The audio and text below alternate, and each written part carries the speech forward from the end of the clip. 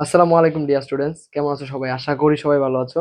তো আজকে আমরা নতুন একটা ক্লাস নিয়ে এসেছি, সেটা হচ্ছে হোমোফোনস এর উপরে। তো গত ক্লাসটা ছিল হোমোনিমের উপরে। তো হোমোনিম ছিল হচ্ছে একই নাম এই ধরনের একটা বস্তু নিয়ে, একটা বিষয় নিয়ে।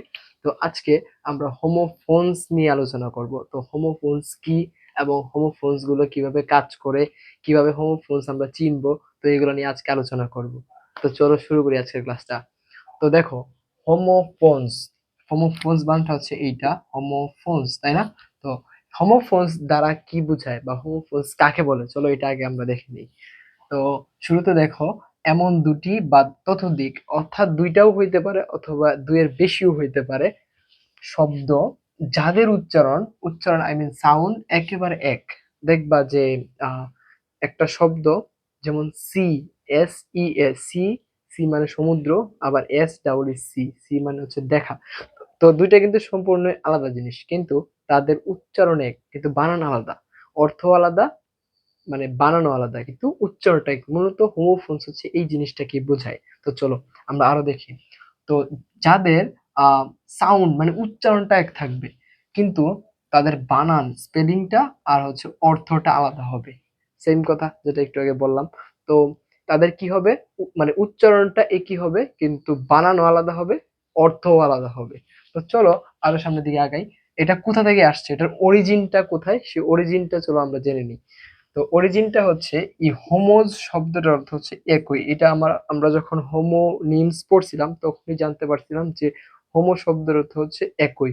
তো এখনো এই হোমোজ শব্দের অর্থ হচ্ছে একই।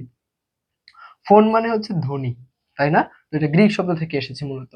তো চলো আমরা এখন কিছু হোমোফোনস দেখি এবং তাদের আচরণগুলা কিরকম সেটাও দেখি, চলো।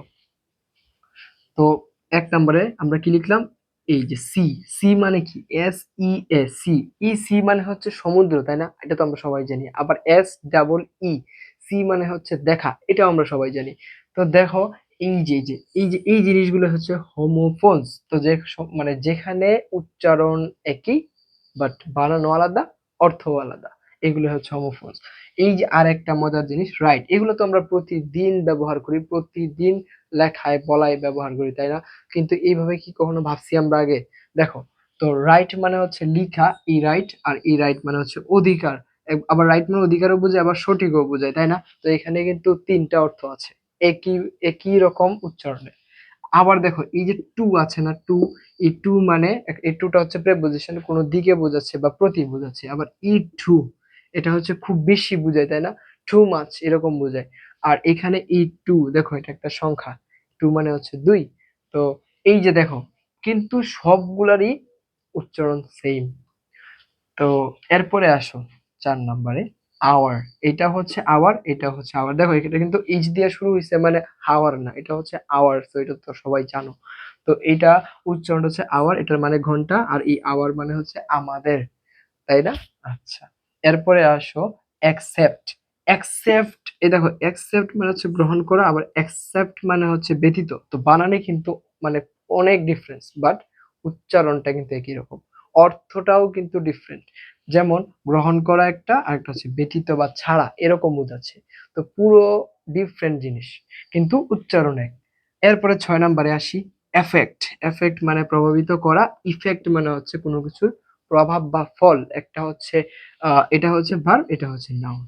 তো এই ছিল হচ্ছে হোমোফোনস নিয়ে সংক্ষিপ্ত আলোচনা। তো তোমরা যদি এই আলোচনাটা ভালো লেগে থাকে, তোমরা আমাকে কমেন্ট বক্সে জানাও, এবং হচ্ছে পরবর্তীতে আমরা আরো ক্লাস দিব এই হোমোফোনস এর উপরে, যদি তোমরা ইন্টারেস্টেড হও।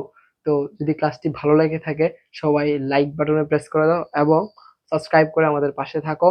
আর হচ্ছে অবশ্যই কমেন্টে কিন্তু জানিয়ে দিতে ভুলবা না যদি পরবর্তী ক্লাসটা চাও তোমরা। সবাই ভালো থাকো, সুস্থ থাকো। আসসালামু আলাইকুম।